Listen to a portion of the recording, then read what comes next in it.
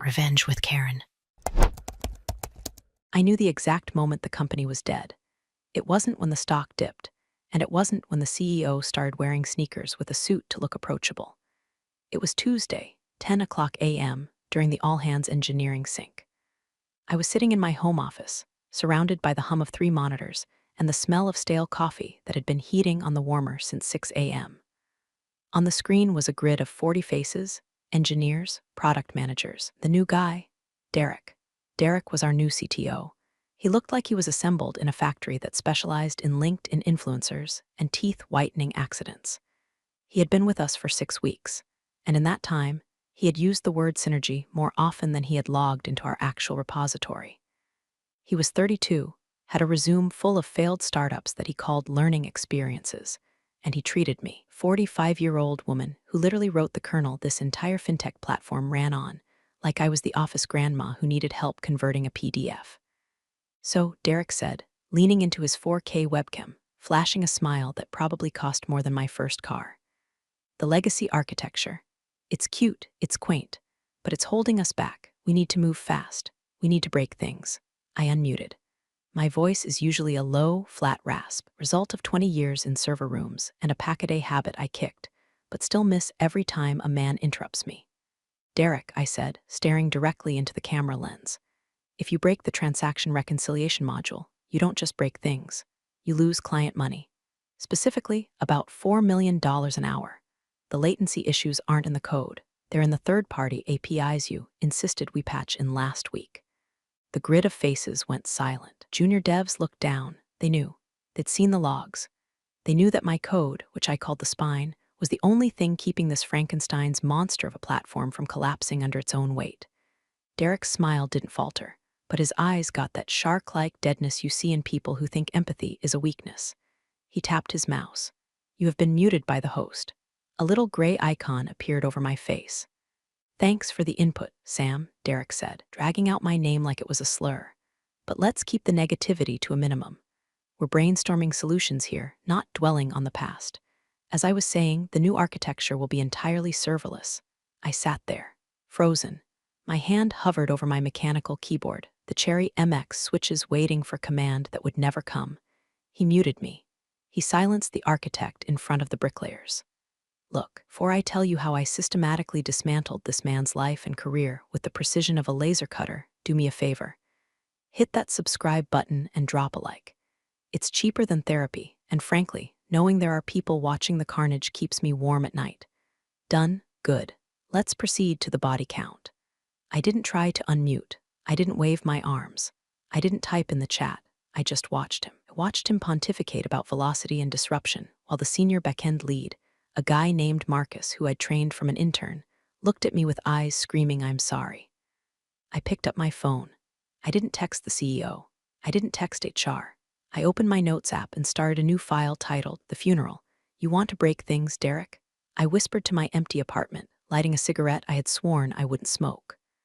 Okay, let's see what happens when the things you break are load-bearing. The meeting ended. Derek logged off without a backward glance. I sat in the silence of my office, the smoke curling up toward the ceiling fan. He thought he had muted a noise complaint. He didn't realize he had just muted the safety alarm on a nuclear reactor. I opened a terminal window. The cursor blinked, a rhythmic, green heartbeat. I wasn't going to hack them. I wasn't going to do anything illegal. That's the thing about amateurs like Derek. They think power comes from job titles. Pros know power comes from the fine print, and I had a lot of fine print buried in a filing cabinet that no one had opened since 2014. I typed one command, git log author equals Derek. The output was empty. 0 commits, I muttered, taking a drag that burned pleasantly in my lungs. Perfect. 2 days later, the reorg email went out. You know the type. Heavy on corporate speak, light on logic. Streamlining operations, optimizing talent, aligning with strategic verticals. Translation: Samantha is being put out to pasture. I was summoned to a glass-walled meeting room called Innovation. The irony was thick enough to choke on. Derek was there, along with the VP of HR, a woman named Linda who smiled so much I suspected she was medicated. Sam, Derek started, clasping his hands on the table, wasn't wearing a tie, but his shirt was unbuttoned to a degree that suggested he thought he was at a club in Miami, not a fintech firm in the state. We feel your specific skill set is better suited for new initiative. New initiative? I asked, keeping my face blank. I've practiced this face in the mirror. It's the I'm listening, but I'm also planning your autopsy face. Documentation and compliance, Derek said, beaming. Need someone to really dig into the legacy code and document every single function before we deprecate it. You know where the bodies are buried, so to speak. He laughed at his own joke. Linda laughed too, a tinkling sound that grated on my nervous system. They were turning me into a librarian. They were taking the architect of the entire system, the woman who stayed up for 72 hours straight during the Series B crash to rewrite the database sharding logic, telling her to write instruction manuals for the idiots who were replacing her. I see, I said slowly. So, no more active development. No more commit access to the production environment. Exactly, Derek said, looking relieved. He thought I was going to fight. He thought I was going to scream about my tenure. We want you to focus on the legalities, the history, compliance, I repeated. That involves licensing audits, right? Sure, Derek waved a hand dismissively. Whatever falls under that bucket. I stood up. I smoothed my skirt. I looked Derek in the eye, and for a second I saw him flinch. He was a predator, but he was a house cat. I was a wolf that had been domesticated against its will. Okay, I said, I'll take the role. Derek blinked. Really? That's great. That's a team player attitude, Sam. I just want what's best for the platform, I said, and I meant it. The best thing for the platform was to excise the cancer. I walked back to my desk, the open plan office buzzing around me. The junior devs avoided eye contact. They felt guilty. They were young, hungry, and terrified of Derek's volatility. I didn't blame them. I packed my personal items, a picture of my dog, a stress ball shaped like a grenade, and a framed award from 2015 that said Employee of the Year. I went home and opened the safe in my closet. Inside, buried under birth certificates and tax returns, was a thick folder. See, back when I joined this company, it wasn't a company. It was 3 guys in a garage and me. They couldn't afford my salary, so I negotiated a different deal. I created a separate LLC, Ironback Systems, and I licensed the core architecture to the startup. It was a standard lease agreement. The code belongs to Ironback. The startup pays a yearly fee for the right to use it. As the company grew, the founders got bought out. The VCs came in. Paperwork got shuffled, digitized, and forgotten. The yearly fee was small, peanuts really, so it just got auto-paid by accounts payable as vendor services. But there was a clause on page 14. Clause 7, B, modification rights. In the event of unauthorized modification of the source code by non-certified personnel, without express written consent from Ironback Systems, the licensee forfeits rights to the software, effective immediately upon notice. Derek had just revoked my commit access. He had assigned a team of outsourced contractors, non-certified personnel, to rewrite my code. I poured a glass of whiskey. Cheap stuff, burns the throat. I opened my laptop and logged into the Ironback admin portal, a server running quietly in a data center in Virginia that monitored the heartbeat of the startup system. Compliance, I toasted to the empty room. You want compliance, Derek. I'm going to give you so much compliance you'll choke on it. The next 2 weeks were a masterclass in entropy. Derek hired a dev shop called Code Rocket. I looked them up. Their website had more stock photos of people high-fiving than actual case studies. They were based in a time zone that ensured no one was ever awake at the same time, and their GitHub commits looked like they were written by an AI that had been fed nothing but Red Bull and regret. I sat in my compliance role watching the repo. It was like watching someone graffiti over the Mona Lisa with a Sharpie. They started bypassing my safety checks. They disabled the load balancer to increase throughput. They hard-coded API keys directly into the source code. Marcus, the backend lead, DM'd me on Slack. Marcus, Sam, you seeing this? They're ripping out the scheduler logic. Derek says it's blocking velocity. Me, I see it. Marcus, if traffic spikes over 10K RPS, the database is going to lock up. You need to tell him. He won't listen to me. I looked at the message. I felt that old twitch, the instinct to jump in to fix it, to save the day. That's what women in tech are trained to do, clean up the mess, smooth over the ego, make the magic happen invisibly. Not this time. Me, I'm in compliance now, Marcus. My job is to document. Submit a ticket. Marcus, Sam, ease me, submit. A ticket. I logged the conversation, screenshot, saved to encrypted folder. The first crack appeared on a Thursday, a small latency spike. Customers complained that their dashboard was loading slowly. Derek posted in the Hash General channel, growing pains. This means we're scaling. Great work, Code Rocket team. Rocket, I printed that Slack message. I added it to the physical file on my desk. Then came the optimization update. Derek announced they were pushing a major refactor of the core transaction engine to production on Friday night. No downtime deployment, he promised the CEO. I read the code they were about to push. It was a suicide note written in Python. They had removed the concurrency locks. In layman's terms, if two people tried to move money at the same time, the system wouldn't know which one happened first. It would try to do both, or neither, or it would just set the money on fire. I had a choice. I could stop it. I could invoke Clause 7, be right then and there. But I needed him to pull the trigger. If I stopped him now, he'd spin it. He'd say I was obstructing progress. He'd blame me for the missed opportunity. No, the crash had to be his. The ashes had to have his fingerprints all over them. I drafted an email to Derek, CCing the CEO and legal. Subject: Risk Assessment Friday Deployment. Derek, per my review of the proposed changes for the Friday release, I have identified critical vulnerabilities in the transaction reconciliation layer. Removing concurrency locks violates the data integrity standards outlined in our banking charter. This poses a high risk of data corruption and financial loss. Regards, Samantha Compliance Officer. I hit send. 7 minutes later, Derek replied. Reply all. Sam, thanks for the concern. Let's not get bogged down in what-ifs. We've run simulations. The new architecture handles this natively. We need to stop thinking in fear and start thinking in scale. The deployment proceeds. I stared at the screen, native handling. He was using buzzwords to cover up a knowledge gap the size of the Grand Canyon. Okay, Derek, I whispered. You got it. I went to my closet. I pulled out my Ironback Systems letterhead.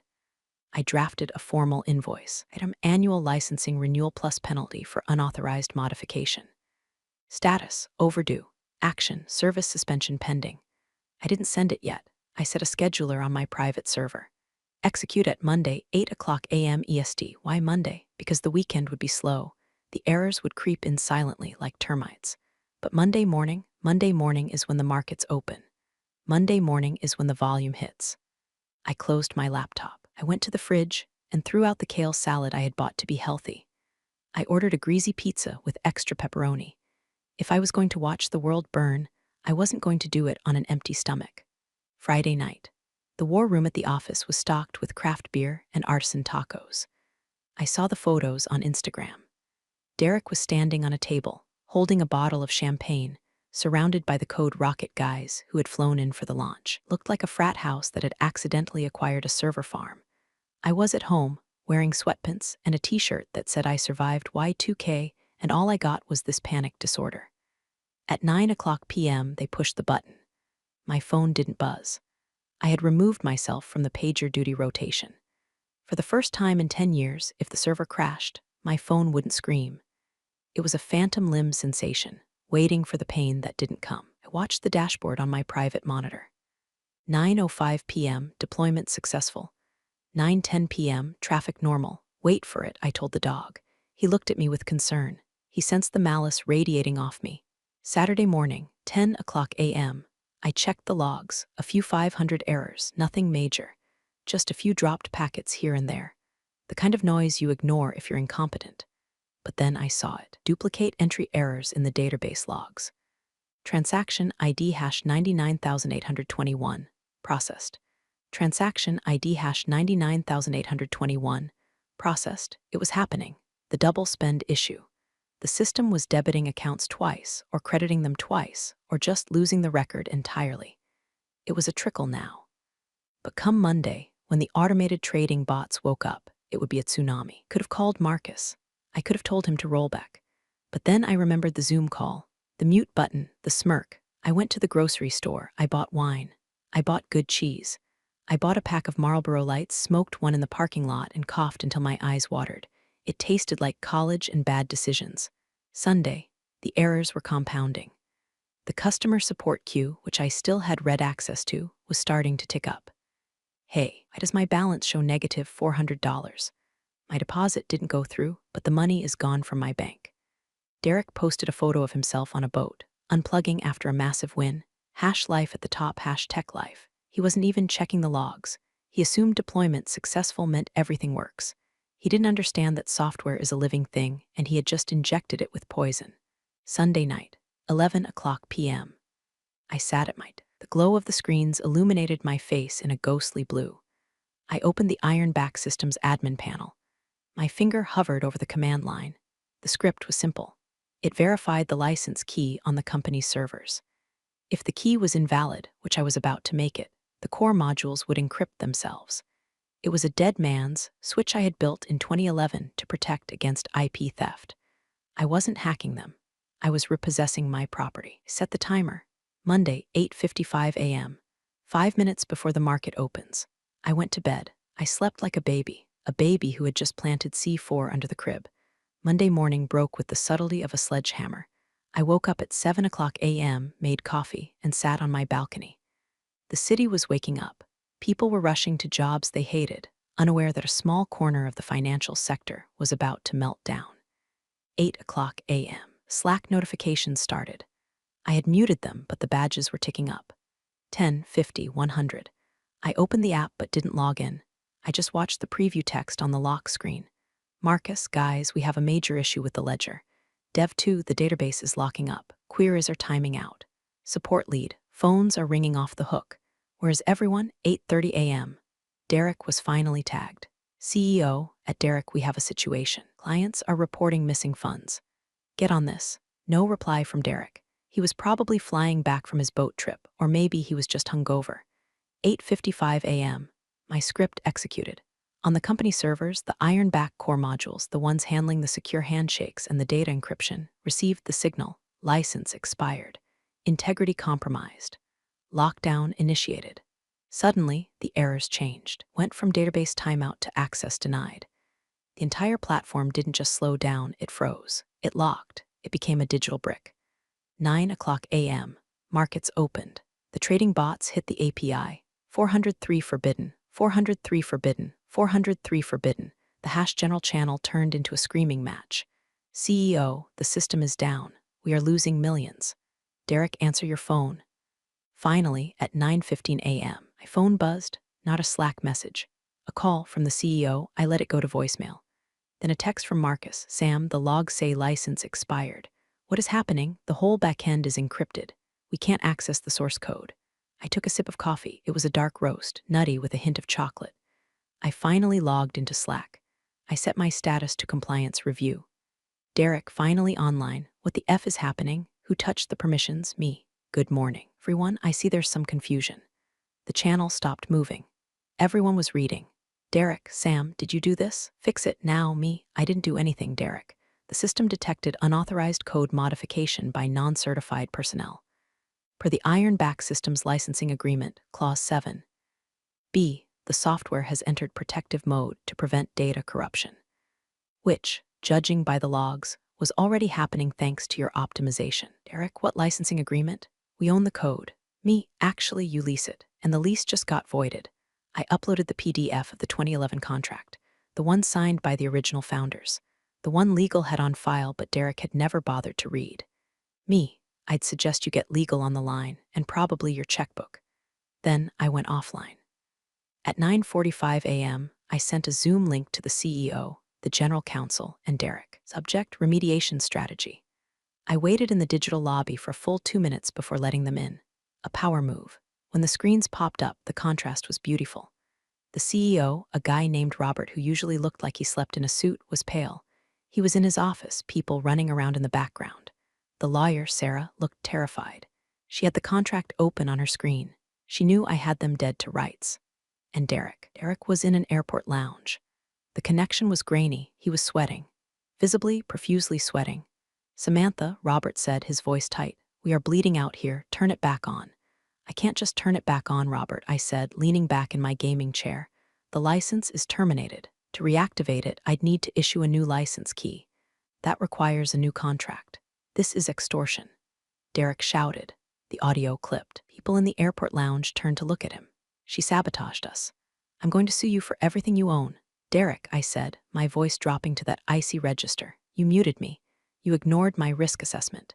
You violated the terms of service of the core infrastructure.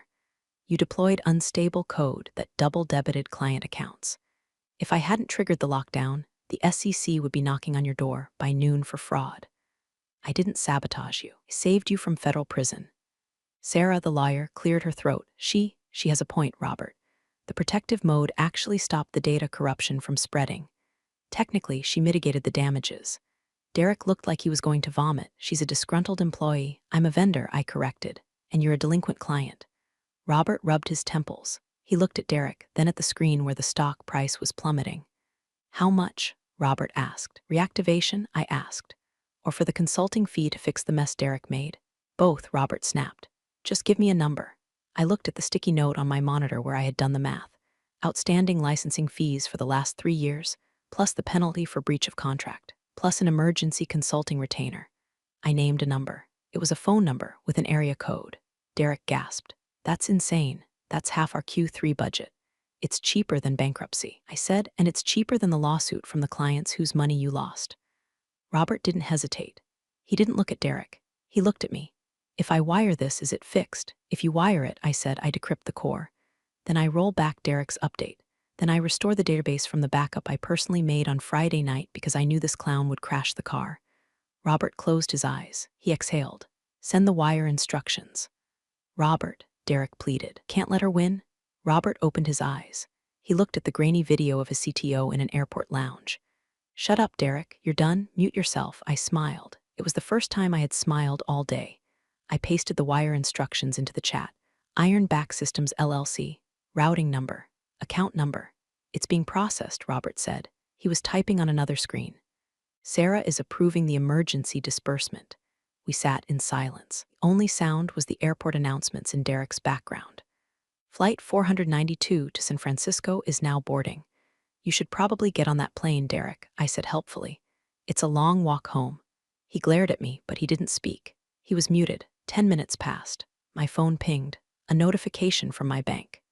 Incoming wire transfer, $2,450,000 and 0 cents. I checked the balance. Looked like a phone number. It was beautiful. Received, I said. I shared my screen, not the camera, the terminal. I wanted them to see it. I typed in the decryption key. It was 64 characters long. I had it memorized. Key accepted. Decrypting volume. The progress bar filled up. Green. Then I ran the rollback script. Git revert head git reset hard origin / stable backup Friday. The terminal flew with text. Lines of code scrolling faster than the eye could read. I watched the timestamps. I watched the integrity checks. Database restoration initiating. I narrated like a surgeon explaining a procedure to a med student. Scrubbing the duplicate transactions.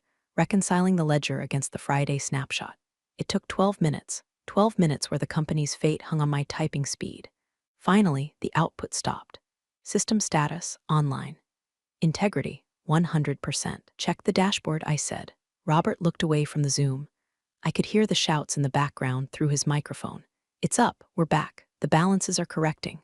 Robert slumped in his chair. He looked 10 years older than he had at 9:00 a.m.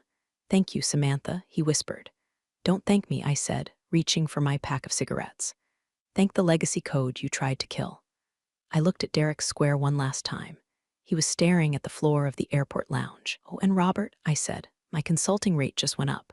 Double time for weekends and holidays, and I consider every day I have to deal with Derek a holiday. Robert didn't even look at Derek.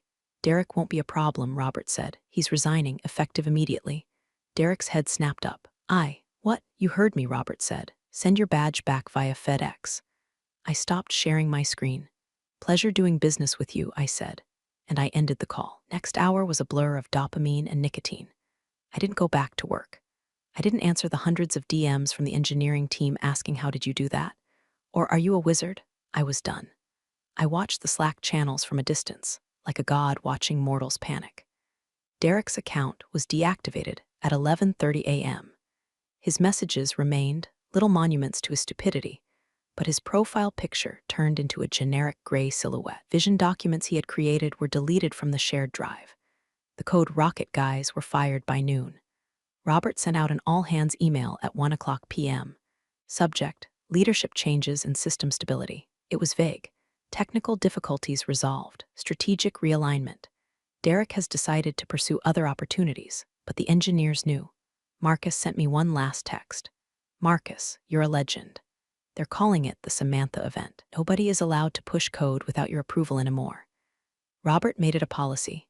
I chuckled. I didn't want approval power. I didn't want to be the gatekeeper. I wanted out. I drafted my resignation letter. It was short.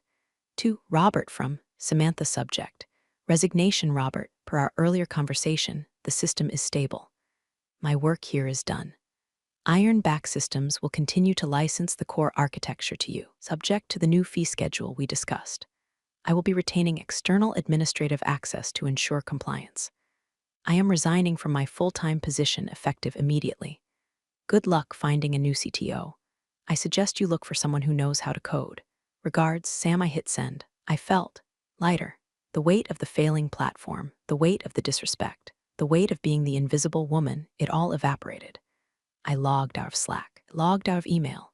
I wiped the company data from my laptop, leaving only my proprietary tools. I walked into my living room. The sun was streaming in. The dust motes danced in the light. I looked at the Employee of the Year award I had packed in the box. I threw it in the trash. I didn't need a plaque. I had a wire transfer. It's been 3 months since the Red Monday. The company is still running. They pay my licensing fee on the first of every month. Automatic transfer. No questions asked. They hired a new CTO, a woman. She's 50. She used to work at IBM. She called me once to introduce herself. She was respectful. She asked for permission to modify a subroutine. I granted it. Derek, I looked him up the other day. He's listing himself as a visionary consultant on LinkedIn. He posted a long, rambling article on Medium about how corporate politics stifle innovation. It got 3 claps. Word on the street is he's trying to pivot to crypto. Good luck with that, buddy. The blockchain doesn't have a mute button. As for me, I bought a cabin in the woods, no neighbors, just me, the dog, and a satellite internet connection that is surprisingly fast. I still code, but I code for me. I'm building a new kernel, something faster, something cleaner. And every now and then, I get a ping on my encrypted server. Someone trying to poke around the iron back architecture. I just smile and watch the firewall eat them alive. Tonight, I'm drinking the expensive wine, the stuff that doesn't burn. I have a Danny DeVito Asmer video playing in the background. It's him eating an egg. It's strangely soothing. I checked my bank account balance again. It's still there. They thought they could erase me. They thought they could replace me with a slide deck and a smile. They forgot the first rule of engineering. Hardware eventually fails. Software eventually rots. The architect is forever. So, to all the Dereks out there, listening to this while you drive your leased BMWs to jobs you're unqualified for, be careful who you mute. You might just be muting the only person who knows how to keep the plane in the air. And when you're falling from the sky and you're frantically smashing buttons, praying for a miracle, don't bother calling me. My rates just went up again. You're the real stars of the corporate jungle. Thanks for watching. Hit subscribe, or I'll flick the switch on your old cubicle memories.